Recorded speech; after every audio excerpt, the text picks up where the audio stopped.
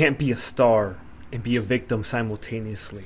How's it going, guys? Rogelio Diaz here, and I wanted to make this short video just to give you more information on releasing the Innocent Victim live workshop. You see, there are things that we have gone through that have made us feel like a victim. It could be sexual trauma. It can be severe, challenging, intense moments. And we decided unconsciously in that moment that it was easier to be a victim than to take ownership, accountability. But again, you didn't know.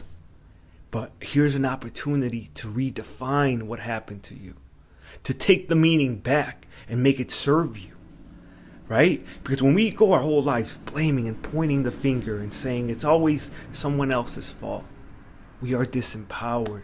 You know what the real cost of it? It's our freedom.